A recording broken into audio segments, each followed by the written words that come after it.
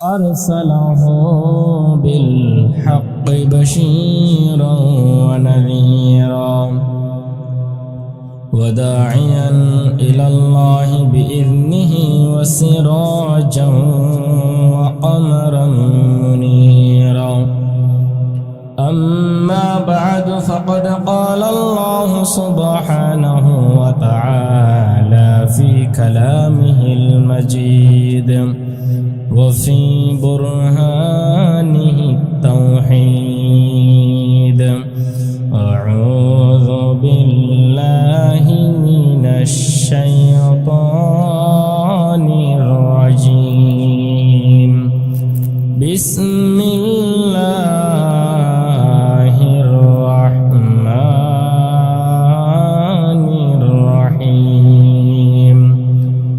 إن الله وملائكته يصلون على النبي يا أيها الذين آمنوا صلوا عليه وسلموا تسليما. اللهم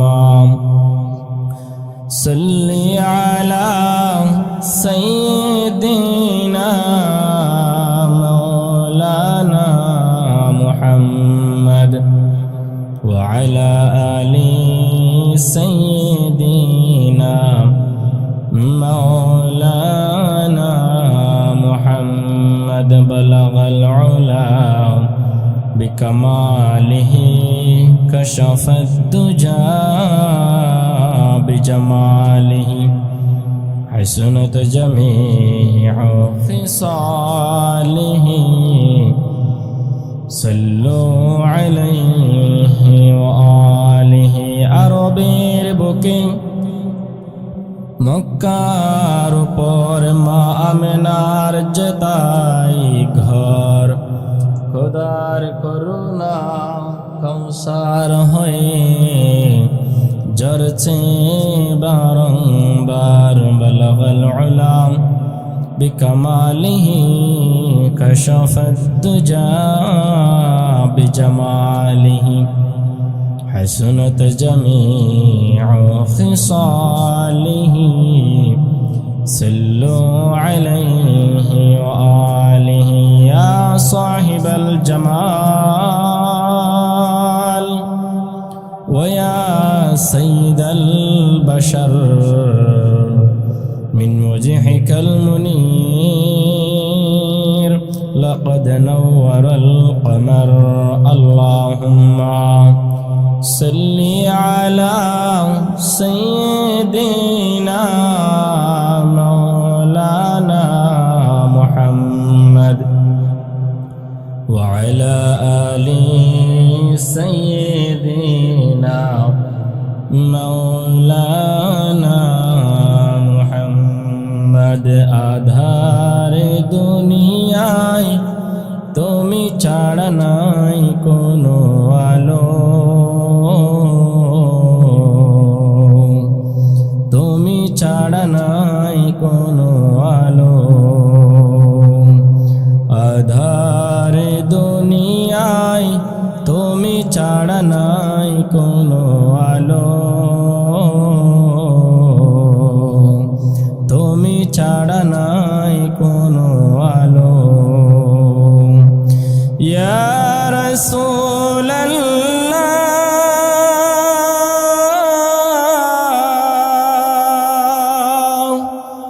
ইয়া হাবিবাল্লাহ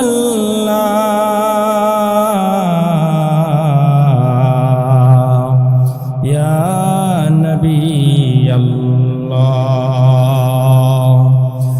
অশান্তির দাবানলে মজলুমানের হাহাকারে, অশান্তির দাবানলে মজলুমানের হাহাকারে। জাহিলিয়াতের আধার গোছা গোছাতে, জাহেলিয়াতে রাধার গোছাতে, তাওহীদি জড় তোলো, তুমি ছাড়া নাই কোনো আলো। সালাম সালাম ওগো হাজার সালাম তোমাকে, তুমি ধন্য করেছো হেরার আলোয় ধরাকে। ইয়া রাসূলাল্লাহ,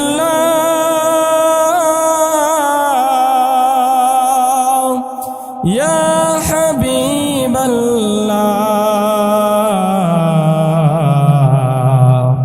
ইয়া নবিয়াল্লাহ।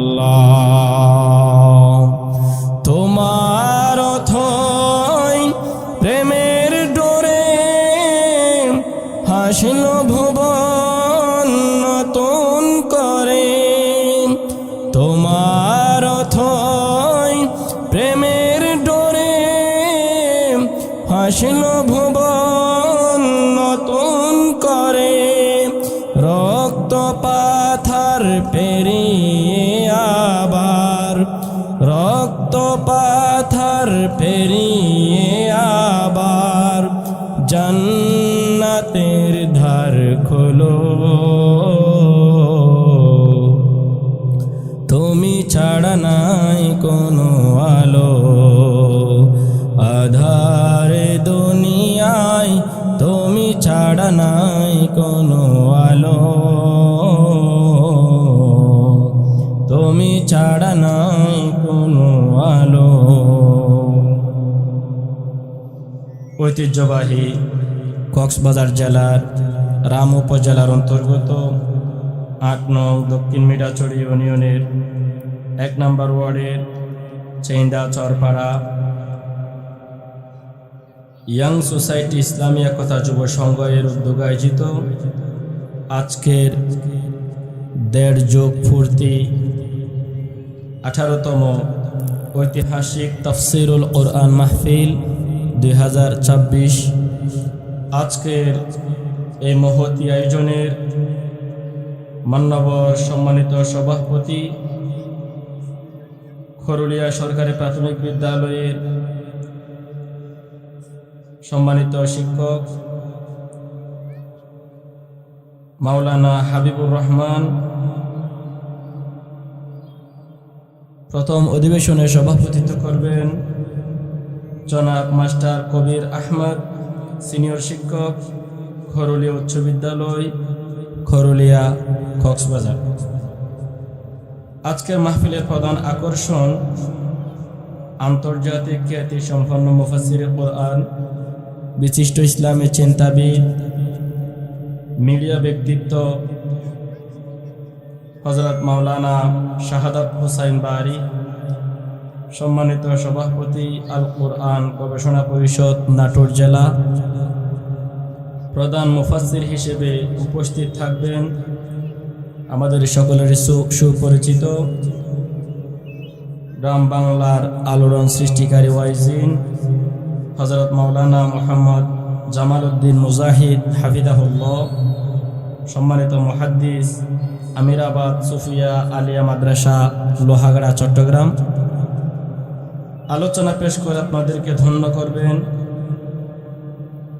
শানে সাহাবা জাতীয় খতিব ফাউন্ডেশন বাংলাদেশ এর বিভাগীয় চেয়ারম্যান ও কক্সবাজার জেলা শাখার সম্মানিত সভাপতি, আপনাদের এই চেইন্দা চরপাড়া জামে মসজিদের সম্মানিত খতিব আমার শ্রদ্ধাস্পদ হযরত মাওলানা শাইখ হারুন কুতুবী হাফিজাহুল্লাহ।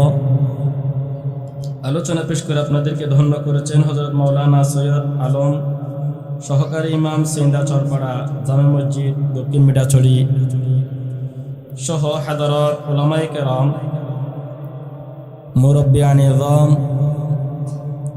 সামনে প্রবিষ্ট দিন দরদি ইসলাম প্রিয় বাবারা, ভাইয়েরা, পর্দার অন্তরালে সম্মানিত শ্রদ্ধেয় মা, বিশেষত আজকের সঙ্গীত পরিবেশনার মদিনার ধনী শিল্পী গোষ্ঠীর সম্মানিত শায়ের বৃন্দ, আমি আবার আপনাদের খেদমতে সালাম জানাচ্ছি। আসসালামু আলাইকুম ওয়া রাহমাতুল্লাহি ওয়া বারাকাতুহু। আল্লাহ সুবহানাহু ওয়া তাআলার দরবারে লাখ কোটি শুকরিয়া এবং কৃতজ্ঞতা জ্ঞাপন করছি, যে মহান রব্বে কারীম অত্যন্ত দয়া এবং মায়া করে আমাকে আপনাকে অসংখ্য মানুষের মধ্য থেকে বাছাই করে বিশ্বনবী মুহাম্মদুর রাসূলুল্লাহ সাল্লাল্লাহু আলাইহি ওয়াসাল্লামের উম্মত বানিয়েছেন, সুস্থতার নিয়ামত দিয়েছেন, হেদায়েতের দৌলত দান করেছেন, একটি মহতি মাহফিল আয়োজনে অংশগ্রহণ করার যে মহান রব সুযোগ করে দিয়েছেন, সেই মহান রব্বে কারীমের দরবারে তারই শিখানো ভাষায় বলছে আলহামদুলিল্লাহ। লাখ কোটি দুরূদ পেশ করছি মানবতার মুক্তির দিশারি সরকারে দুজাহান নবীনা কুদওয়াতুনা মুহাম্মদুর রাসূলুল্লাহ সাল্লাল্লাহু আলাইহি ওয়াসাল্লামের প্রতি, সকলে বলছি সাল্লাল্লাহু আলাইহি ওয়াসাল্লাম। মাগফিরাত কামনা করছি আব্বাজান সাইয়েদনা আদম আলাইহিস সালাম থেকে নিয়ে আজ পর্যন্ত যত মুমিন মুমিনাত কবরের মধ্যে শায়িত আছে, তাদের সকলের আরওয়াহের আল্লাহ তাবারক ওয়া তাআলা তার গফর এবং গফফার নামের বরকতে তাদের সকলকে ক্ষমা করে দিয়ে জান্নাতুল ফিরদাউসের আলা মাকাম দান করুক। আমরা সকলে বলছি আমিন। সুপ্রিয় হাজিরিন, সময় খুবই অল্প। আমি আপনাদের খেদমতে আজকের অল্প সময়ের জন্য যে সুযোগ আল্লাহ তাআলা করে দিয়েছেন, এই সুযোগকে সামনে রেখে বিশ্বনবী মুহাম্মদুর রাসূলুল্লাহ সাল্লাল্লাহু আলাইহি ওয়াসাল্লামের উম্মত হিসেবে আপনার মর্যাদা কি, আপনার দায়িত্ব কি, দায়িত্বহীনতার কারণে আপনার পরিণতি কি হবে, এই বিষয়ে কোরআন এবং সুন্নাহর আলোকে কয়েকটি দিক নির্দেশনা দেওয়ার চেষ্টা করব। ওমা তৌফিকি ইল্লা বিল্লাহ। প্রথমে আপনাদেরকে একটু জানিয়ে রাখি, একটু প্রশ্ন করি, আমরা কোন নবীর উম্মত? মুহাম্মদুর রাসূলুল্লাহ সাল্লাল্লাহু আলাইহি ওয়াসাল্লামের উম্মত। এই নবী কি সর্বশ্রেষ্ঠ নবী, নাকি সর্বশেষ নবী, নাকি অন্যান্য নবীদের মতন সাধারণ নবী? সর্বশেষ, সর্বশ্রেষ্ঠ, সর্বশেষ ও সর্বশ্রেষ্ঠ নবী। আলহামদুলিল্লাহ। এই শ্রেষ্ঠ নবীর উম্মত হিসেবে আপনারা কি শ্রেষ্ঠ হবেন নাকি পিছিয়ে থাকবেন? আপনাদের কি শ্রেষ্ঠত্বের মর্যাদা দেয় নাই? আল্লাহ তাআলা দিয়েছে। এইটাই আপনাদেরকে বলবো আজকে ইনশাআল্লাহ। মানে সবার আগে নিজেকে জানি, আপনাকে আল্লাহ কত সম্মান দিয়েছেন আপনি নিজেও জানেন না। অনেক মানুষ থাকে না, নিজে কত সম্মানিত সে নিজেও জানে না। এরকম অনেক মানুষ অজ্ঞ থেকে যায়। আমরা সেই রকম থাকতে চাই না। আগে আমি আমার অবস্থান সম্পর্কে জানতে চাই, আমি কত সম্মানিত এই ব্যাপারে আমি জানতে চাই। আল্লাহ তাআলা বললেন উম্মতে মুহাম্মদীকে শ্রেষ্ঠত্বের একটা বিশেষ মর্যাদা দান করেছেন। এই ব্যাপারে আল্লাহ তাআলা বললেন وَكَذَلِكَ جَعَلْنَاكُمْ أُمَّةً وَسَطًا لِتَكُونُوا شُهَدَاءَ عَلَى النَّاسِ। আর এইভাবে আমি তোমাদেরকে মধ্যমপন্থী ও ন্যায়পরায়ণ উম্মত হিসেবে মনোনীত করেছি, যেন তোমরা মানব জাতির জন্য সাক্ষী হয়ে যাও। আমাদেরকে মধ্যমপন্থী এবং ন্যায়পরায়ণ, ইনসাফ ভিত্তিক আমাদেরকে জাতি হিসেবে সৃষ্টি করেছেন। মধ্যমপন্থী হিসেবে, একচেটিয়া নয়, কোনো এক পন্থা নয়, মধ্যম পন্থা হিসেবে সৃষ্টি করেছেন, যাতে করে আমরা পুরো মানব জাতির জন্য সাক্ষী হতে পারি। সুবহানাল্লাহ। সাক্ষী যিনি হয়, ইনি কি যেমন তেমন ব্যক্তি হয় নাকি সমাজের গ্রহণযোগ্য কোনো ব্যক্তি হয়? ইসলামে কতগুলা সাক্ষীর বিধান রয়েছে। ছোট নাবালেগ শিশুদের থেকেও সাক্ষ্য নেওয়া হয়, সন্তানদের পক্ষ থেকে মা বাবার জন্য সাক্ষ্য নেওয়া হয়, তবে এটা আবার কার্যত হয় না। সন্তানেরা তো মা বাবার পক্ষে বলবেই, এজন্য তাদের সাক্ষী গ্রহণযোগ্য হয় না। গ্রহণযোগ্য ভালো মানুষ, চরিত্রবান, ইমানদার, মুখলেস, এরকম মানুষদের থেকে মূলত মানুষের ব্যাপারে সাক্ষ্য নেওয়া হয়, ঠিক কিনা? কোন একজন মানুষ পাত্রী দেখতে এসেছে, সে যদি কি কোনো গাঁজাখোরের কাছ থেকে সাক্ষ্য নেয়, ওই সাক্ষ্য কি আসলে গ্রহণযোগ্য হবে? সে তো অপরাধী, যে ভালো মানুষ সে অপরাধীর বিরুদ্ধে কথা বলবে, সেজন্য সে ভালো সাক্ষ্য দিবে না। সাক্ষ্য তো তার কাছ থেকেই নিতে হবে যে আসলেই সৎ কথা বলবে, যে ন্যায়পরায়ণ কথা বলবে, যে বেশি এদিকেও নয় বেশি ওদিকেও নয়, বেশি বাড়িয়েও বলবে না বেশি কমও বলবে না, মধ্যম পন্থা অবলম্বন করে ন্যায়পরায়ণের ভিত্তিতে সে কথা বলবে, সে হচ্ছে প্রকৃতপক্ষে সাক্ষ্যদানের উপযুক্ত। আল্লাহ তাআলা সেইটাই বলছেন, আমি তোমাদেরকে ন্যায়পরায়ণ মধ্যমপন্থী জাতি হিসেবে পুরো মানব জাতির জন্য সাক্ষী হিসেবে প্রেরণ করেছি। সুবহানাল্লাহ, এটা সম্মান নাকি নয়?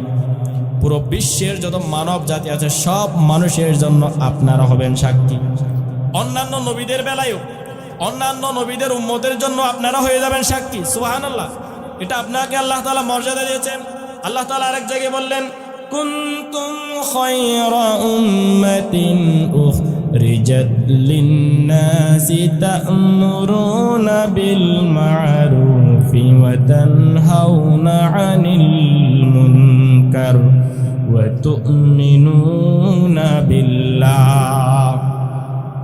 তোমরা হচ্ছে শ্রেষ্ঠ উম্মত, তোমাদেরকে মানব জাতির কল্যাণের জন্যই সৃষ্টি করা হয়েছে। তোমরা সৎ কাজের আদেশ দান করবে, অন্যায়ের বাধা প্রদান করবে, আর আল্লাহর প্রতি বিশ্বাস স্থাপন করবে। আমরা হচ্ছে শ্রেষ্ঠ জাতি, শ্রেষ্ঠ উম্মত। আমাদেরকে মানব জাতির কল্যাণের জন্য আল্লাহ তাআলা সৃষ্টি করেছেন, নাকি অকল্যাণের জন্য? মানুষের ক্ষতি করার জন্য নাকি মানুষের লাভ করে দেওয়ার জন্য? মানুষের উপকার করে দেওয়ার জন্য আপনাকে আল্লাহ সৃষ্টি করেছেন। আপনি কারো ক্ষতি করবেন এই উদ্দেশ্যে আল্লাহ তাআলা আপনাকে সৃষ্টি করে নাই। আল্লাহ বললেন, তোমরাই শ্রেষ্ঠ উম্মত, তোমাদেরকে মানুষের কল্যাণের জন্যই সৃষ্টি করা হয়েছে। আর তোমাদের দায়িত্ব রয়েছে তিনটা। কয়টা? একটা হচ্ছে তা'মুরুনা বিল মা'রুফ ওয়া তানহাউনা 'আনিল মুনকার ওয়া তু'মিনুনা বিল্লাহ। আল্লাহর প্রতি বিশ্বাস রাখতে হবে। আল্লাহ যে সবচেয়ে বড়, আল্লাহ সুবহানাহু ওয়া তাআলা আপনার রব, সেই বিষয়ের প্রতি আপনাকে বিশ্বাস রাখতে হবে।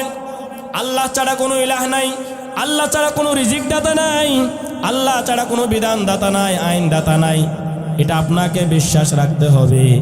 এরপর আপনার দায়িত্ব হচ্ছে বাকি দুইটা। একটা হচ্ছে তা'মুরুনা বিল মা'রুফ ওয়া তানহাউনা 'আনিল মুনকার, ন্যায়ের আদেশ প্রদান করবেন, অন্যায়ের প্রতিবাদ করবেন, এই দায়িত্বটাই আপনার। আপনি শ্রেষ্ঠ মানুষ হিসেবে, আপনি ন্যায়পরায়ণ মানুষ হিসেবে, আপনি সমাজের গ্রহণযোগ্য মানুষ হিসেবে, আপনি শ্রেষ্ঠ উম্মত হিসেবে আপনার দায়িত্ব আল্লাহ স্বয়ং নিজেই তুলে দিয়েছেন। এই দুইটা আরও আছে, এই জায়গায় দুইটা। কোথাও যদি কোনো অন্যায় কাজ দেখেন সাথে সাথে বাধা প্রদান করতে হবে। আল্লাহর হাবিব সাল্লাল্লাহু আলাইহি ওয়াসাল্লাম বললেন, যদি তোমরা কোনো অন্যায় কাজ হতে দেখো, ওই অন্যায় কাজটার সাথে সাথে তোমরা সুযোগ থাকলে হাত দিয়ে বাধা দাও। কি দিয়ে? মান রাআ মুনকারান ফালইউগাইয়ির বিয়াদিহি ফাইন লাম ইস্তাতি' ফাবিলিসানিহি ফাইন লাম ইস্তাতি' ফাবিকলবিহি ওয়া যালিকা আদআফুল ঈমান। আল্লাহ রাসূল সাল্লাল্লাহু আলাইহি ওয়াসাল্লাম বললেন, যদি কোনো অন্যায় হতে দেখো, সমাজের অসঙ্গতি হয়, ক্ষতি হয় এমন কোনো কাজ তোমরা হতে দেখো, মানবতার ক্ষতি হয় এমন কোনো কাজ যদি তোমরা হতে দেখো, গুনাহের কাজ হয় এমন কোনো কাজ যদি তোমরা হতে দেখো, তোমাদের সামর্থ্য থাকলে তোমরা হাত দিয়ে বাধা প্রদান করবা। এটাই হচ্ছে শ্রেষ্ঠ মানুষ হিসেবে আপনার দায়িত্ব। হাত দিয়ে বাধা দেওয়ার ক্ষমতা নাই, আপনি মুখে বাধা প্রদান করবেন, মুখে বাধা দেওয়ার আপনার ক্ষমতা নাই। আপনি অন্তরের মধ্যে ঘৃণা পোষণ করবেন, এই বান্দারা যে কাজটা করতেছে নিঃসন্দেহে এই কাজটা অন্যায় কাজ, এই কাজ কোনো মানুষের পক্ষে, ভালো মানুষের পক্ষে সাপোর্ট দেওয়ার সুযোগ নাই। এটাই হচ্ছে আদআফুল ঈমান, ওয়া যালিকা আদআফুল ঈমান। হাত দিয়ে বাধা প্রদান করতে না পারা, মুখ দিয়ে বাধা প্রদান করতে না পারা, সেই সামর্থ্য না রাখা, শুধু অন্তরে অন্তরে ঘৃণা পোষণ করাটাই হচ্ছে দুর্বল ইমানের পরিচায়ক। আমরা সবল ইমানদার হতে চাই, কোনো অন্যায় দেখলে সরাসরি হাত দিয়ে বাধা প্রদান করব, মুখ দিয়ে বাধা প্রদান করব। যদি আমরা বাধা প্রদান করতে পারি শ্রেষ্ঠ মানুষ হতে পারবো, শ্রেষ্ঠ মানুষই থাকতে পারবো। আর যদি আমরা সুবিধাবাদ পন্থা অবলম্বন করি, আল্লাহ তাআলা দাউদ আলাইহিস সালামের একটা নিদর্শন আপনাদের সামনে তুলে ধরেছে, বলবো নাকি? সূরা বাকারার মধ্যে এসেছে, বড় বড় চারজন নবীদের মধ্যে অন্যতম একজন নবীর নাম হচ্ছে সাইয়েদনা দাউদ আলাইহিস সালাম। আল্লাহ সুবহানাহু ওয়া তাআলা যেই নবীকে কণ্ঠের মধ্যে এত মাধুর্যতা দিয়েছেন, এত সৌন্দর্যতা দিয়েছেন, যার তেলাওয়াত শোনার জন্য সাগরের মৎস্যকুলেরা, আকাশের পক্ষীকুলেরা তার বাড়ির আঙ্গিনায় চলে আসতো। সাগরের মৎস্যকুলেরা সাগরের কিনারায় চলে আসতো আল্লাহর কিতাব তেলাওয়াত শোনার জন্য। তিনি তেলাওয়াত করতেন শনিবারের দিন, তার উপরে নাজিলকৃত কিতাব জাবর কিতাব। কি কিতাব? জাবর কিতাব তিনি তেলাওয়াত করতেন। শনিবারের দিন সাগরের মাছ সমূহ সাগরের কিনারায় চলে আসতো। তার উম্মতের আয়ের উৎসের প্রধান কাজ ছিল জেলের কাজ, মাছ ধরা। মাছ ধরে তারা জীবিকা নির্বাহ করত। তারা যখন দেখতে পেল শনিবারের দিন মাছ সমূহ সাগরের কিনারায় চলে আসে, এই দিনেই তো মাছ সমূহ ধরে আমাদের ব্যবসা বাড়াইতে হবে। আল্লাহ সুবহানাহু ওয়া তাআলা তাদেরকে নিষেধ করে দিয়েছেন, ও বান্দারা, মাছ সমূহ তোমাদেরকে ধরা দেওয়ার জন্য আসে না, মাছ সমূহ আসে আমার নবীর জবান থেকে আমার কিতাব তেলাওয়াত শোনার জন্য। সুবহানাল্লাহ। এই সময়ে তোমরা মাছ ধরতে পারবে না, মাছ ধরাটা আমি আল্লাহ নিষিদ্ধ করে দিলাম। যেই মাছ সমূহ আল্লাহর কিতাব শোনার জন্য আসে, এই মাছ সমূহ তোমরা ধরতে পারবে না, আক্রমণ করতে পারবে না, এটা আমি আল্লাহর পক্ষ থেকে নিষেধাজ্ঞা জারি করলাম। সুবহানাল্লাহ। আল্লাহ নিষেধ করেছেন তার কিতাব শুনতে আসা প্রাণীদেরকে আক্রমণ করতে, ধরতে। আমাদের মধ্যেও এমন পরিবেশ আসে, আমরা কোরআন তেলাওয়াত করতে এসেছি, কোরআন থেকে আলোচনা শোনাইতে এসেছি, আপনারা কোরআন থেকে আলোচনা শুনতে আসছেন, ঠিক কিনা? এই নিষেধাজ্ঞা আমাদের উপরেও আছে। কিভাবে? আমার কোরআন শোনার জন্য যারা এসেছে, কোরআনের প্রচার করার জন্য যারা এসেছে, তাদেরকে তোমরা আক্রমণ করবে না। তোমাদের তো সেই বৈশিষ্ট্যটা আছে। তোমরা বলো এরা কোরআনের দাওয়াত দিয়ে দিয়ে মানুষকে ইসলামের দিকে নিয়ে যাচ্ছে, আমাদের তথাকথিত মতবাদ থেকে মানুষ দূরে সরে যাচ্ছে। সেজন্য যারা কোরআনের খাদেম, কোরআনের প্রচার করে, তাদেরকে ধরে জেলে বড় বলছে, কোথাও তো পাওয়া যায় না, যে মাহফিলের মধ্যে যখন আসে তখন সেখানে পাওয়া যায়, সেখান থেকে ধরে নিয়ে যাইও। মাহফিলে কারা কারা যায় একটু খেয়াল করে দেখিও। দ্বীনি মজলিসের মধ্যে যারা যারা যায় তাদেরকে একটু নামটা লিখে রাখিও, তাদেরকে একটু ধমক দিও, তাদের একটু বোঝাইও সেখানে যেন না যায়। এইভাবে আপনাকে আমাকেও এই ভালো কাজে আসতে বাধা দেয় কিনা? দেয়। আল্লাহ তাদেরকে মূলত নিষেধ করেছেন, এই মাহফিলে আসলে তোমরা তাদেরকে বাধা দিবা না, এখান থেকে ধরবা না, ঠিক কিনা? আল্লাহ তাআলা দাউদ আলাইহিস সালামের উম্মতদেরকে নিষেধ করে দিয়েছেন, তোমরা শনিবারের দিন মাছগুলো আক্রমণ করবে না। এই উম্মতের মধ্যে 3 ভাগে বিভক্ত হয়ে গেছে। কয় ভাগ? 3 ভাগে বিভক্ত হয়ে গেছে। এক ভাগ বলল আল্লাহ তাআলা যেহেতু নিষেধ করেছেন, এই নিষেধাজ্ঞা আমরা না মানলে আল্লাহর গজব অবশ্যম্ভাবী। আল্লাহর গজব এসে আমরা ধ্বংস হয়ে যাব, আখিরাতের শাস্তি তো আছেই। এই বলে তারা কাউকে মাছ ধরতে দিবে না, এই সিদ্ধান্ত নিয়েছে। আর নিজেরাও ধরবে না, সেই সিদ্ধান্ত নিয়েছে। কারণ আল্লাহ সুবহানাহু ওয়া তাআলা যেহেতু নিষেধ করেছেন, বারণ করেছেন, এই নিষেধাজ্ঞা প্রত্যেক মুমিনের পালন করা দায়িত্ব, ঠিক কিনা? আরেক দল বলল, ঠিক আছে আল্লাহ তো নিষেধ করেছেন না ধরতে, আমরা ধরবো না। তবে আমরা কেউ যদি কি ধরে তাদেরকে আমরা বলবো না, কারণ অন্যের প্রতিবাদ যখন আমরা করতে যাব তারা আমাকে আক্রমণ করতে পারে। আতসুগসে হন মাইরে হাইব আয় নদর্জম, ও আল্লাহ আয় তো নদরি অনেক দেখুন, আয় কিছু নগরি, আয় বালা মানুষ। এই বলে আরেক দল বললে আমরা কাউকে কিচ্ছু বলবো না, মাছও ধরবো না। কয় দল হয়েছে? এক দল বলে আমরা আল্লাহর কথা মানবো, অন্য কেউ ধরতে চাইলে তাকে আমরা বারণ করব। আরেক দল বললো আমরা ধরবো না, কাউকে আবার বারণও করব না।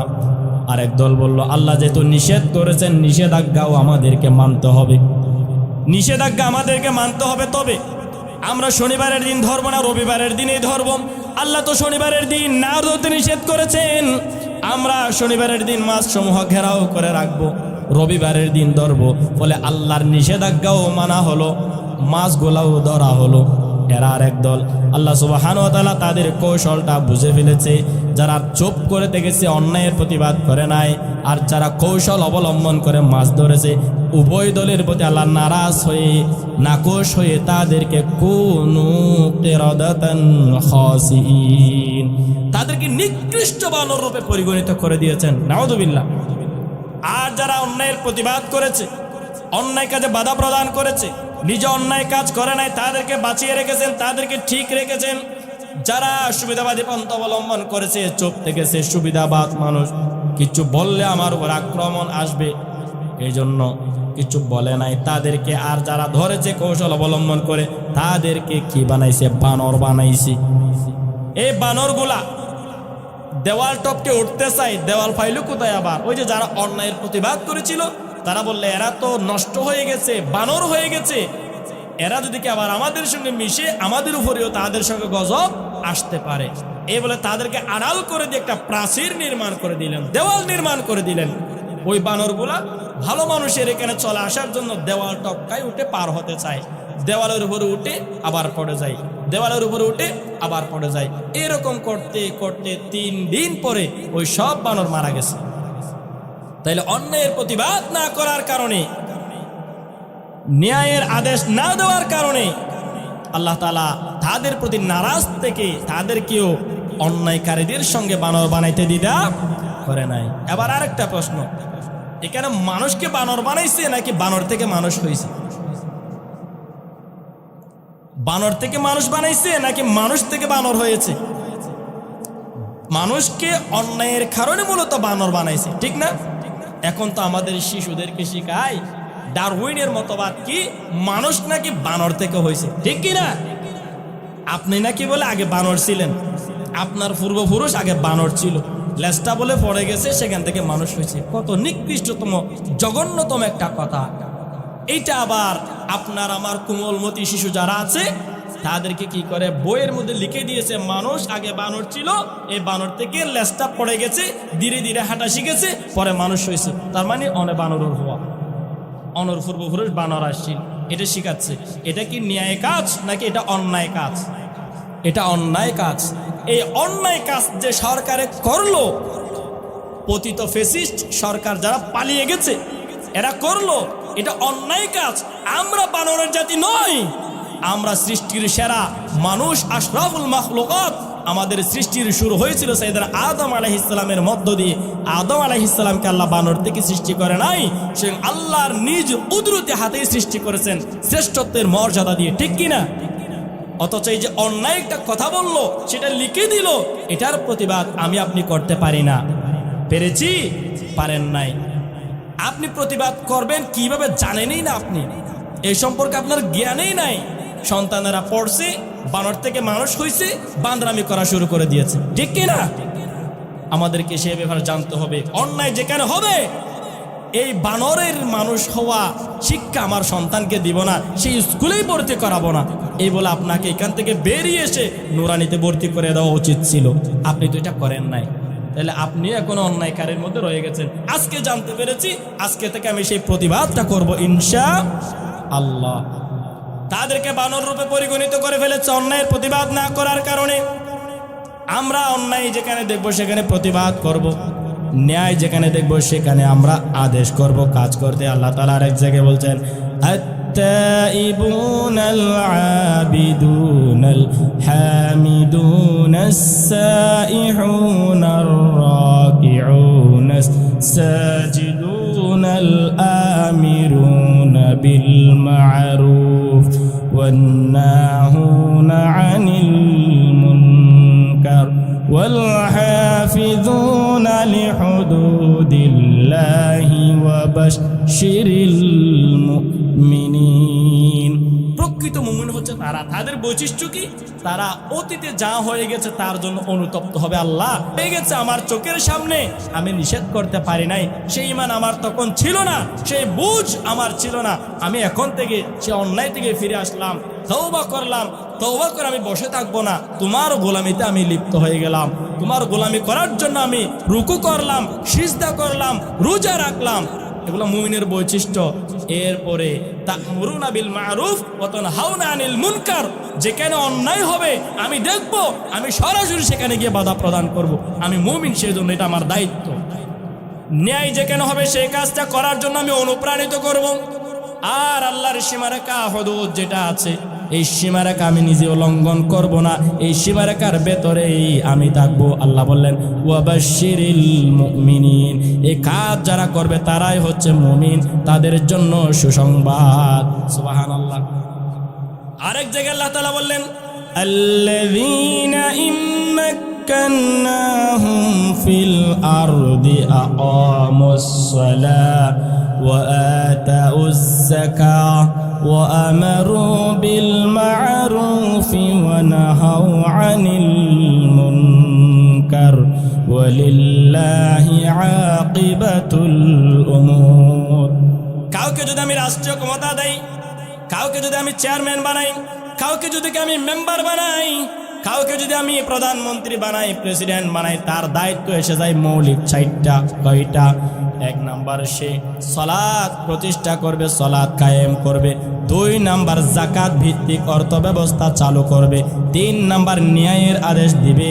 4 নাম্বার হচ্ছে অন্যায়ের প্রতিবাদ করবে। একটা দেশের মধ্যে সাধারণত অন্যায় এগুলাই হয়। 1 নাম্বার শতবারে সেখানে নামাজি নয় মানুষেরা, নামাজ থেকে গাফেল হওয়ার কারণে আল্লাহ সুবহানাহু ওয়া তাআলার মুখাপেক্ষী হয় না। কেউ যদি কি রাষ্ট্রীয় ক্ষমতার দায়িত্বে এসে যায়, সে বলবে আমি আগে মানুষকে আল্লাহমুখী করব, নামাজি বানাবো, মুত্তাকি বানাবো, পরহেজগার বানাবো। যে নামাজ পড়বে সে আর অন্যায় কাজ কখনো করতে পারবে না। আল্লাহ তাআলা বললেন ইন্নাস সালাতা তানহা আনিল ফাহশাই ওয়াল মুনকার, নিশ্চয় যারা নামাজ আদায় করে তারা অন্যায়, ফাহেশা, গর্হিত, অনর্থক যত কাজ আছে সব কাজ থেকে তারা বিরত থাকে। সুবহানাল্লাহ। এই জন্য সালাত প্রতিষ্ঠার কাজ করবে তারা। সুদ ভিত্তিক অর্থ ব্যবস্থা বিলুপ্ত করে দিয়ে যাকাত ভিত্তিক অর্থ ব্যবস্থা তারা চালু করবে। কারণ কি, সমাজের যত ধনাঢ্য ব্যক্তিরা আছে তাদের সব টাকা থেকে 2.5% 2.5% টাকা বের করে নেবে রাষ্ট্রীয় দায়িত্বে। আর যারা দরিদ্র আছে তাদেরকে রিক্সা কিনে দিবে, পানের দোকানের জন্য পুঁজি দিবে, কাউকে নৌকা কিনে দিবে, কাউকে জাল কিনে দিবে, কাউকে ব্যবসার উপকরণ তৈরি করে দিবে। সমাজের মানুষ যেন দরিদ্র মুক্ত হতে পারে, এটা সরকারের দায়িত্ব। এখন আমরা যাকাতের লুঙ্গি দেওয়া শুরু করি। আল্লাহ বললেন না না, এটা তোমাদের দায়িত্ব নয়, এটা হচ্ছে সরকারের দায়িত্ব। সরকার যদি সেই দায়িত্ব পালন করতে ব্যর্থ হয়, ব্যক্তিগত উদ্যোগে আপনাকে যাকাত দিয়ে দিতে হবে। যাকাত ভিত্তিক অর্থ ব্যবস্থা যদি চালু থাকে, সমাজের, দেশের সব মানুষগুলা দরিদ্র মুক্ত থাকবে। সুবহানাল্লাহ। এরপরে দেখা যায় ওই সমাজের মধ্যে, ওই রাষ্ট্রের মধ্যে অন্যায় কাজের সরাসরি আছে। সুদের আড্ডাখানা আছে, ঘুষের আড্ডাখানা আছে, মদের আড্ডাখানা আছে, জুয়া আছে, টেন্ডারবাজি আছে, চাঁদাবাজি আছে। সব অন্যায় এর প্রতিবাদ সরকার নিজে করবে। যেখানে দেখবে চাঁদাবাজ তাকে ধরে জেলখানায় আনবে, যেখানে দেখবে ডাকাত তাকে ধরে জেলখানায় আনবে, যেই চুরি করবে তাকে জেলখানায় নিয়ে আসবে। যেখানে অন্যায় দেখবে সরকারের কর্তৃত্বে তাকে ধরে, তাকে কোথায় নিয়ে আসবে?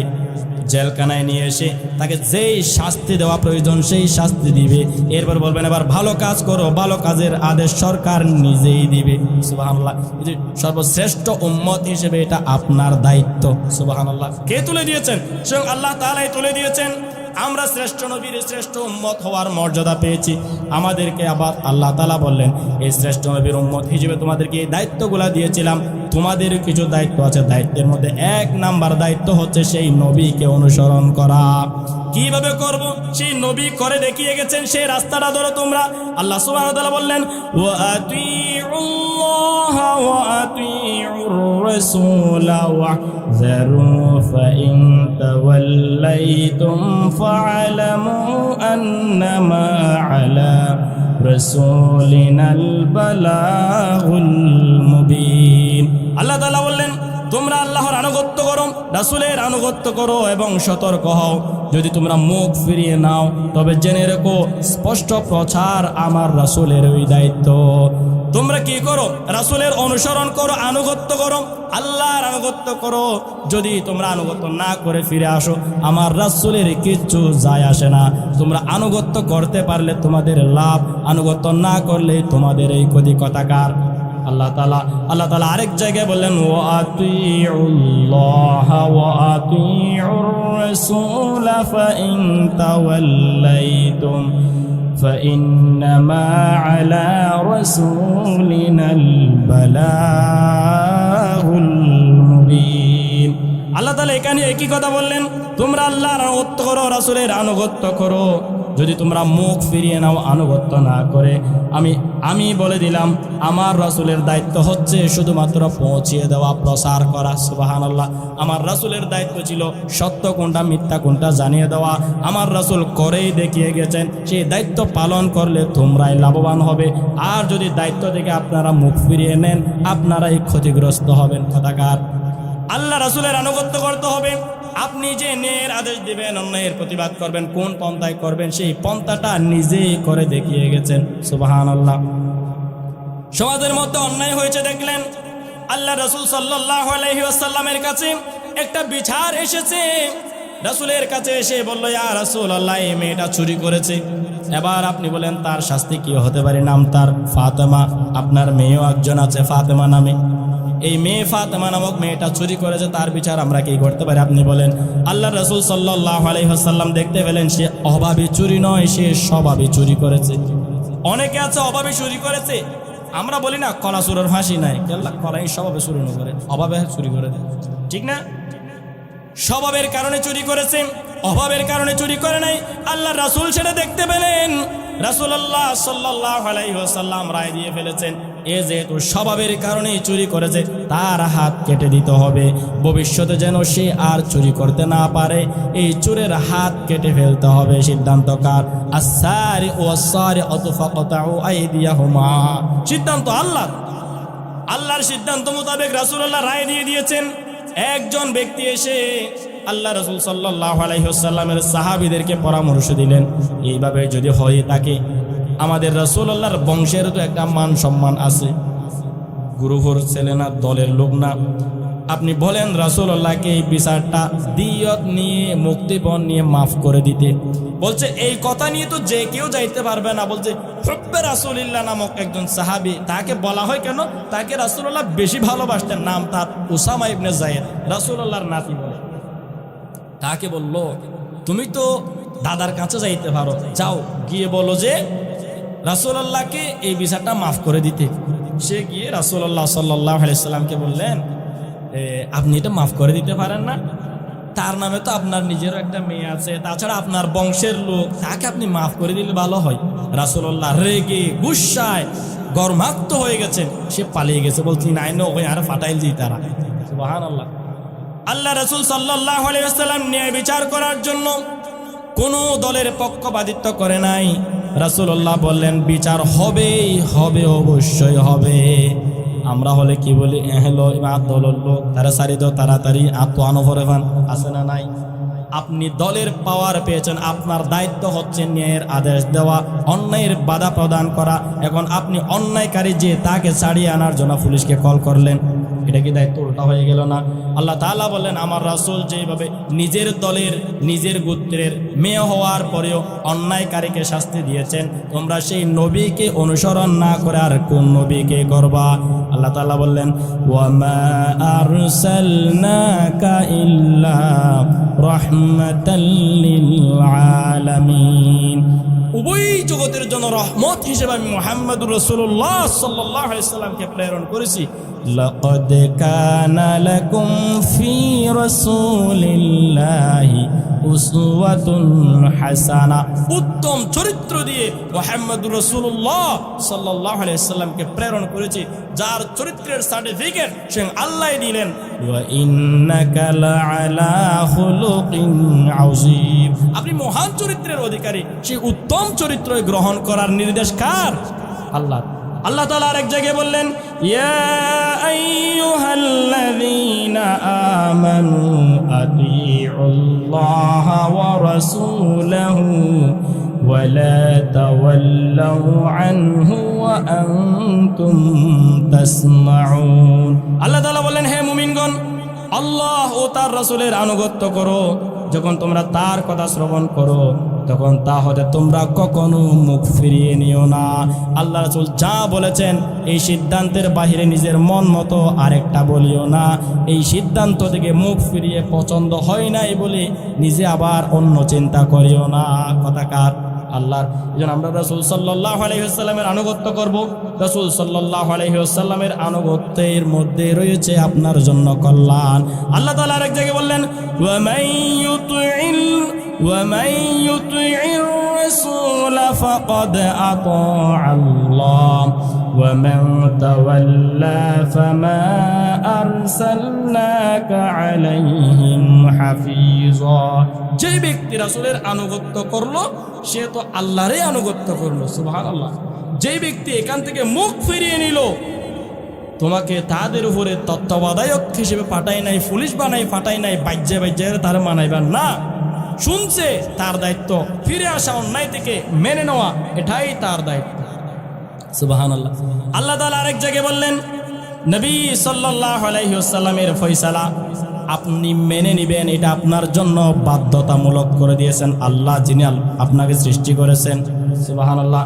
ওয়ামা কানা লিমুমিনিন ওয়ালা মুমিনাতিন ইযা কাদাল্লাহু ওয়া রাসূলুহু আমরা أن يكون لهم الخيرة من أمرهم ومن يعص الله ورسوله فقد ضل ضلالا مبينا। কোনো মুমিন পুরুষ কিংবা মুমিন নারীর জন্য এই অবকাশ নেই যে, এই সুযোগ নেই যে আল্লাহ ও তার রাসূল যখন কোনো কাজের নির্দেশ দেন, কোনো কাজ করার আদেশ করেন, তখন সে কাজে তাদের কোনো নিজস্ব সিদ্ধান্ত থাকবে। আর যে ব্যক্তি আল্লাহ তার রাসূলকে অমান্য করলো সে তো প্রকাশ্য পথভ্রষ্টতায় নিপতিত হলো। আল্লাহর পক্ষ থেকে একটা সিদ্ধান্ত এসে গেছে, এই সিদ্ধান্তের বাহিরে গিয়ে আপনার মন মতো একটা সিদ্ধান্ত নেওয়ার কোনো সুযোগ আল্লাহ তাআলা দিয়েছেন নাকি? না, দেয় নাই। এই জন্য আপনার দায়িত্ব হচ্ছে আল্লাহর প্রতি ভালোবাসা রেখে, আল্লাহ যে আপনাকে সৃষ্টি করেছেন এই সৃষ্টির প্রতি, স্রষ্টার প্রতি ভালোবাসা রেখে আল্লাহ সুবহানাহু ওয়া তাআলার আদেশ মেনে নেওয়া। সুবহানাল্লাহ। আপনি বললেন আমি আল্লাহকে ভালোবাসি, এটা আমি কিভাবে বুঝাবো?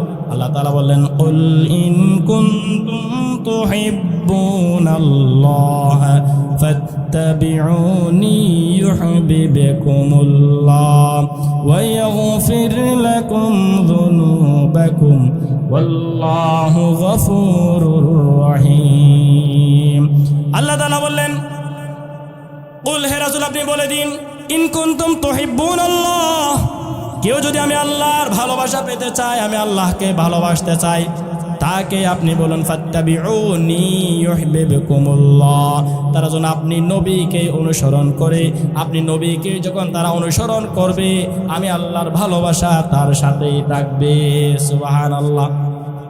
আর শুধু তাই নয়, যে ব্যক্তি আমি আল্লাহর ভালোবাসা পেতে চাই আপনি নবীকে তারা অনুসরণ করবে, তাদেরকে আপনি বলে দিবেন ওয়া ইয়াগফির লাকুম যুনুবাকুম, আমি আল্লাহ তার আগের পরের সব গুনাহ খাতা মাফ করে দিব।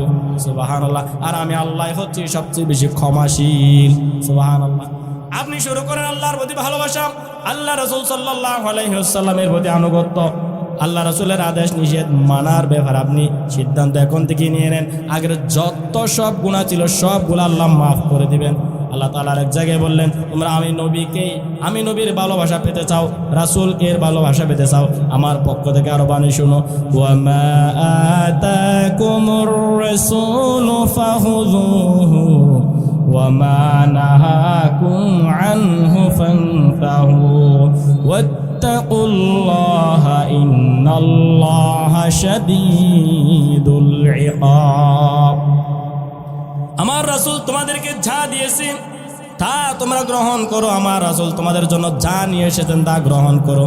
ওয়া মা নাহাকুম আনহু ফান্তাহু, আমার রাসূল যা নিষেধ করেছেন এই নিষেধাজ্ঞা থেকে আপনাকে আমাকে বেঁচে থাকার প্রয়োজন আছে না নাই? আল্লাহ তাআলা আবার বললেন, তোমরা আল্লাহকে ভয় করো, নিশ্চয় আল্লাহর শাস্তি দানে খুবই কঠোর। আগে যত সব অন্যায় করে ফেলেছি, অন্যায় থেকে যদি ফিরে না আসি, আমার রাসূল যেই নির্দেশ দিয়েছেন, যা আদেশ করেছেন তা যদি মেনে না নেই, নিষেধ থেকে যদি কি আমরা বিরত থাকতে না পারি, আল্লাহ বললেন আমি আল্লাহর শাস্তি খুবই ভয়ঙ্কর। সুবহানাল্লাহ। এই জন্য আমাদেরকে আপনাকে রাসূলুল্লাহর আদেশ নিষেধ মেনে চলতে হবে। আল্লাহ রাসূল সাল্লাল্লাহু আলাইহি ওয়াসাল্লাম আল্লাহর পক্ষ থেকে কুরআনুল কারীম নিয়ে এসেছেন, কিতাবুল্লাহ নিয়ে এসেছেন। এই কিতাবটা আমাকে আপনাকে অনুসরণ করতে হবে। রাসূলুল্লাহ বললেন তারাকতু ফিকুম আমরাইন লান তাদিল্লু মা তামাসসাকতুম বিহিমা কিতাবাল্লাহি ওয়া সুন্নতি আই ওয়া সুন্নাত রাসূলিহি। আমি তোমাদের জন্য দুটো জিনিস রেখে যাচ্ছি, এই দুটো জিনিস যদি তোমরা শক্তভাবে আঁকড়ে ধরতে পারো, কখনো তোমরা পথভ্রষ্ট হবা না। একটা হচ্ছে আল্লাহর কিতাব কুরআনুল কারীম, আর একটা হচ্ছে আমি নবীর রেখে যাওয়া সুন্নাহ। সুবহানাল্লাহ। আমরা অনুসরণ করব। এবার আল্লাহ আপনাকে ভয় দেখালেন, যদি আপনি অনুসরণ না করেন আপনাকে আল্লাহ কোথায় কোথায় বেইজ্জতি করবেন। আল্লাহ তাআলা বললেন আমার নবী সাল্লাল্লাহু আলাইহি ওয়াসাল্লামের বিরুদ্ধে আচরণ যারা করবে তারা হবে অবশ্যই লাঞ্ছিতদের মধ্যে অন্যতম। আল্লাহ তাআলা বললেন ইন্নাল্লাযীনা ইউহাদ্দুনাল্লাহা ওয়া রাসূলাহু কুবিতু কামা কুবিতাল্লাযীনা মিন ক্বাবলিহিম। যারা আল্লাহ এবং তার রাসূলের বিরোধিতা করে তাদেরকে লাঞ্ছিত করা হবে, অপদস্থ করা হবে, বেইজ্জতি করা হবে। কথাকার যেমন লাঞ্ছিত করা হয়েছে তোমাদের পূর্ববর্তীদেরকে। আল্লাহর আদেশ যদি আপনি মেনে না নেন আপনাকে বেইজ্জতি করবেন, এই ঘোষণা দিয়েছেন আল্লাহ সুবহানাহু। তাহলে আপনি যদি কি বলেন আমি আল্লাহর কথা মানি, তো কই মানেন আপনি? না মানলে আপনাকে বেইজ্জতি করবেন, যেভাবে আপনার পূর্ববর্তীদেরকে বেইজ্জতি করেছেন আপনারা দেখেন নাই? আলেম ওলামাদের সঙ্গে বেয়াদবি করেছে, তাদেরকে আল্লাহ তাআলা বেইজ্জতি করেছেন, আপনি দেখেন নাই? দেখেছেন। অনেক তো হাসেছেন, দূরত্ব হই। ফেরাউনের পরিণতি কি হয়েছিল? মূসা আলাইহিস সালামের সঙ্গে বেয়াদবি করার কারণে, তার আদেশ না মানার কারণে পানির মধ্যে ডুবিয়ে মেরেছে। যখন তার সব সাঙ্গভাঙ্গ সেনা যত বাহিনী ছিল সব বাহিনী তার সাথে থাকার পরেও তারা সহ লোহিত সাগরের মধ্যে ডুবিয়ে মেরেছে আল্লাহ। এটা কি কম লাঞ্ছনার, কম অপমানের? এত কিছু পাওয়ার পরে তুমি না নিজেকে রব হিসেবে দাবি করেছিলা, সে রব কিভাবে আবার পানিতে ডুবে মরে? এটা কি কম অপদস্থ? আল্লাহ বলেন আমি এইভাবে অপদস্থ করি। মূসার মতন যারা আনুগত্যশীল, মূসা আলাইহিস সালামের যারা অনুগত ছিল তাদেরকে আমি সসম্মানে, পানিতে রাস্তা নাই, আমি আল্লাহ তাদেরকে পার হয়ে যাওয়ার জন্য পানিতে রাস্তা করে সম্মানিত করেছিলাম। সুবহানাল্লাহ। আর যারা বেয়াদবি করেছে তাদেরকে লাঞ্ছিত করেছিলাম। সুবহানাল্লাহ। আবু লাহাবের কথা দেখেন, রাসূলুল্লাহর সঙ্গে বেয়াদবি করার কারণে এমনকি নিজের সন্তানও তার কাছে আসে নাই, মরে গেছে। বিষাক্ত একটা রোগ এসে মরে যাওয়ার পরে তার আশেপাশে কোনো মানুষ যায় নাই। কেন? ছোঁয়াচে রোগ হবে, তার শরীর থেকে রোগটা পার হয়ে আমার গায়ে আসবে, সেজন্য তাকে ধরেও সুন্দর করে খবর দেয় নাই। কি করেছে? বাহির থেকে কতগুলা গোলাম ভাড়া করে এনে কুটি দিয়ে, বাঁশ দিয়ে দূর থেকে দূরে গর্ত করে কুটিয়ে কুটিয়ে ওই গর্তের মধ্যে তাকে ফেলে মাটি চাপা দেওয়া হলো। এটা কি কম লাঞ্ছনা? সেই আবু লাহাবের পরিণতি কেমন হয়েছে আপনারা একটু দেখুন। এটা লাঞ্ছনা। নিজের ছেলেও মরণের পরে তার পাশে ছিল না। আবু জাহাল কত পাওয়ারফুল, কত দাম্ভিক, তাকে মেরেছে আল্লাহ তাআলা দুইটা শিশু বাচ্চা দিয়ে। কি দিয়ে? দুইটা শিশু বাচ্চা দিয়ে আল্লাহ তাকে মেরেছে। এত বিশাল পলোয়ান, সে তো যুদ্ধ করবে বড় বড় মানুষদের সঙ্গে নিয়ে। এখন তাকে মারতে আল্লাহ তাআলা বড় কোনো পালোয়ান ব্যবহার করে নাই। কিভাবে মেরেছে? দুইটা শিশু বাচ্চার আক্রমণে সে পড়ে গেছে। পরে আবার বলেছে আর আল্লাহ ঢর করে হারিয়েছে, মাকে দিলে কেন সিনেমা হতর অহংকারী। নাউজুবিল্লাহ। নমরুদ পুরো বিশ্ব শাসন করেছিল এক সময়, সেই নমরুদকে আল্লাহ কিভাবে মেরেছে? লাঞ্ছিত করে জুতার ফিটাকে, নাকের ভিতরে ল্যাংড়া একটা মশা ঢুকে গেছে, এই মশাটা ভিতরে গিয়ে ডিস্টার্ব করে। নমরুদ বলে আমার মাথায় বাড়ি দাও, বাড়ি দিলে আমার মাথায় ভালো লাগে। বাড়ি দেওয়ার জন্য একজন কর্মচারী নিয়োগ দেওয়া হলো। সে বাড়ি দিতে দিতে বিরক্ত হয়ে গেছে। এক পর্যায়ে সে বাড়িটা এমন একটা জিনিস নিয়ে দেওয়া শুরু করেছে, জুতার খড়ম, কাঠের জুতা। এই জুতা নিয়ে তাকে মাথায় যখন বাড়ি দেওয়া হচ্ছে সে বলল আগের বাড়ির চাইতে এই বাড়িটা তো আরাম বেশি, এটা দিয়ে মার শুরু করো। কি দিয়ে মারে সেটা সে নিজেই দেখে না, বাহির থেকে যারা দেখে তারা বলে এটা দিয়ে তো আমাকে মারতে বলেছে। এ কি মনিবের পায়ে তুমি জুতা দিয়ে মারতেছো? সে তো মনিব বলেছে জুতা দিয়ে মারার জন্য। আল্লাহ সুবহানাহু ওয়া তাআলা বললেন তুমি কত অত্যাচারী, আমার নবীর বিরুদ্ধে আচরণকারী, আমি আল্লাহ তোমার চোখের সামনে জুতার মায়ের তোমাকে খাওয়াচ্ছি। মারতে মারতে এক সময় সে এমন আঘাত করেছে জুতা দিয়ে, মাথা দুই ভাগ হয়ে গেছে, ল্যাংড়া মশা পালিয়ে গেছে, নমরুদ বিদায় হয়ে গেছে। এটা আল্লাহ সুবহানাহু ওয়া তাআলা বেইজ্জতি করেছেন। আল্লাহ তাআলা বললেন এরপরেও যারা আমি আল্লাহর সঙ্গে বেয়াদবি করবে, আল্লাহর শানে বেয়াদবি করবে, রাসূলের শানে বেয়াদবি করবে, আল্লাহওয়ালা যারা আছে তাদের শানে যারা বেয়াদবি করবে তাদের একই পরিণতি হবে। এক কাপড়ে রান্না করা খাবার পড়ে থাকবে, আপনি খাইতে পারবেন না, প্রস্রাব আসবে, ওই জায়গায় প্রস্রাব করার সুযোগ নাই, প্রস্রাব চেপে ধরে একেবারে মামুর বাড়ি দিল্লি গিয়ে চলে যাইতে হয়, ঠিক কিনা? আল্লাহ আপনাকে লাঞ্ছিত করে নাই? আপনি বলেছিলেন কত হাম্বি তাম্বি, আমাকে এখান থেকে তোলানোর মতন কোনো শক্তি বাংলাদেশে উপনীত হয় নাই। আপনি কত কিছু করেছেন, আপনি নিজের চোখে দেখেন নাই। আল্লাহ বললেন তুমি কত কিছু করেছো, সব মানুষও দেখেছে, আমিও দেখেছি। আমার ওলি যারা আছে, বন্ধু যারা আছে, দ্বীনের দায়ী যারা আছে, কত মজলুম মানুষকে তোমরা বিনা বিচারে জেলখানায় বন্দি করে রেখেছো, ঠিক কিনা? আল্লামা সাঈদীর কি অপরাধ ছিল? তিনি কোরআনের প্রসার করতেন, এই কারণে তাকে তিনি বন্দি করে রেখেছেন জেলখানার মধ্যে 13 বছর পর্যন্ত কারাবরণ করে, শেষ পর্যন্ত মেডিকেল কিলিং করে হত্যা করেছে, ঠিক কিনা? এটা কি কম অন্যায় নাকি? এটা আমি আল্লাহ দেখতেছি, তবে ছাড় দিলাম, তোমাকে আমি ছেড়ে দেই নাই। এক সময় তোমাকে এমন লাঞ্ছিত করব যেই লাঞ্ছনা থেকে অন্যান্য দলের মানুষেরাও শিক্ষা নেবে। এটা আল্লাহর পক্ষ থেকে লাঞ্ছনা। আল্লাহ সুবহানাহু ওয়া তাআলা বললেন, আরো বললেন আল্লাহ তাআলা, ইন্নাল্লাযীনা ইউহাদ্দুনাল্লাহা ওয়া রাসূলাহু উলাইকা ফিল আযাল্লিন। নিশ্চয় যারা আল্লাহ ও রাসূলের বিরোধিতা করেন তারা লাঞ্ছিতদের দলভুক্ত হবে। এখান থেকে যারা শিক্ষা নিতে পারবে না, আবার সেই পন্থা অবলম্বন করবে, আলেমদেরকে আবার রাজাকার বলা শুরু করবে, আলেমদেরকে আবার ধরে ধরে মৌলবাদ বলা শুরু করবে, ধর্ম ব্যবসায়ী বলা শুরু করবে, তাদের পরিণতি যেমন হয়েছে তোমাদের পরিণতিও সেই পর্যায়ে আমি নিয়ে যাব, ঠিক কিনা? মানুষ তো ধরেই নিয়েছিল, তাদের পর আর কেউ নাই, তাদের হাতে আমরা দিয়ে দিলাম। না না, তারা বললেন আমি আবার দেখতে পাচ্ছি মৌলবাদীদের উত্থান আবার শুরু হয়েছে। আগের মানুষেরা যে স্লোগান দিতে দিতে দেশ ছাড়া হয়ে গেছে, দেশপ্রেমিক দেখিয়ে দেখিয়ে যাদেরকে মৌলবাদী বলে, রাজাকার বলে বলে দেশ ছাড়া হয়ে গেছে, এরাও আবার এই হুজুরদেরকে দেশ ছাড়া করা শুরু করেছে। মানুষ এর মন আল্লাহ তাআলা তাদের কাছ থেকে তুলে নিয়েছেন, এখন দেউলিয়ার পথে, ঠিক কিনা? আছে নাকি নাই? আল আখিলু তাকফিল ইশারা, নাম হইল না? ইশারাতে আপনাদেরকে বুঝে নিতে হবে, যারা আগে হুজুরদেরকে রাজাকার বলতো তারা পালাই গেছে, আবার আরেক দল এমন তৈরি হয়েছে তারাও হুজুরদেরকে রাজাকার বলা শুরু করেছে। আল্লাহ তাদের পরিণতি এমন করে ফেলেছে, মানুষের মনোযোগ তাদের দিকে আসে নাকি? না না, মানুষ বলল এখন আমরা নতুন কিছু চাই। সুবহানাল্লাহ, এটা আল্লাহর দেউলিয়াত্ব করে ফেলেছেন আপনাদেরকে বেয়াদবি করার কারণে, আলেমদেরকে আপনি নিজের শত্রু ভাবার কারণে। এজন্য আমরা আল্লাহ সুবহানাহু ওয়া তাআলার যে নির্দেশনা আছে, এই নির্দেশনাকে আপনি নিজে মেনে নেবেন। অন্যায় যারা করে এই অন্যায়ের প্রতিবাদ আপনি করবেন, ন্যায়ের আদেশটা আপনাকেও দিতে হবে। এবার আল্লাহ তাআলা বললেন এটা তো দুনিয়ার শাস্তি, লাঞ্ছনা, তাদের জন্য জাহান্নামের শাস্তি খুবই ভয়াবহ হবে। আল্লাহ সুবহানাহু ওয়া তাআলা বললেন ألم يعلموا أنه من يحادد الله ورسوله فأن له نار جهنم خالدا فيها ذلك الخزي العظيم।